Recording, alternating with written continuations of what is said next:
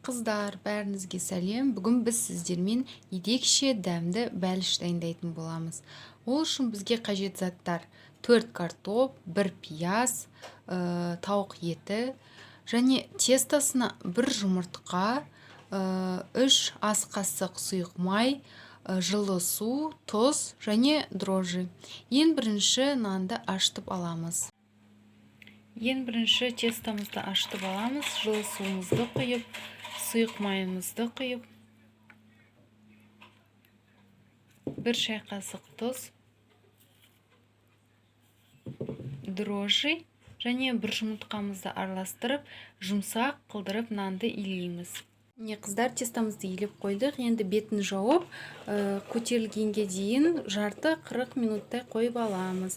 Оған дейін начинкасын, яғни картопты, етті, 1 пиязды ұсақтап турап, маринаттап қоямыз ішіне салуға.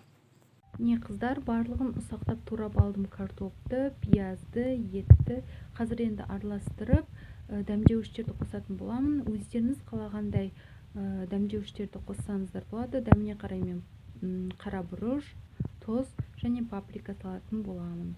Сіздер начинкасын дәл осылай картоп, ет алсаңыздар да болады, немесе кез келген өздеріңіз қалаған басқа да начинкаларды қоссаңыздар болады.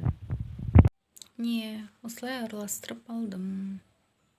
Оны осындай бөлшекке бөліп аламыз, көтерілген нанымызды, және тағы да 10 минутқа бетін жауып қойып қоямыз.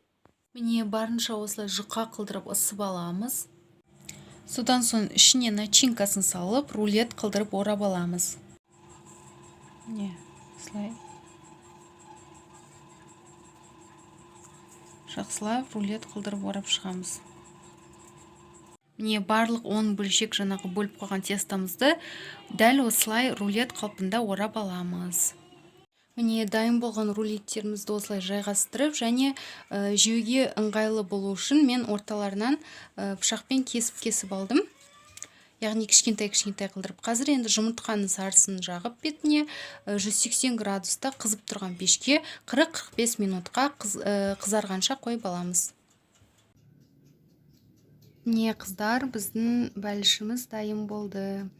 Қалауларыңызша үстіне кунжут немесе осылай укроп сепсеңіздер де болады. Астарыңыз дәмді болсын.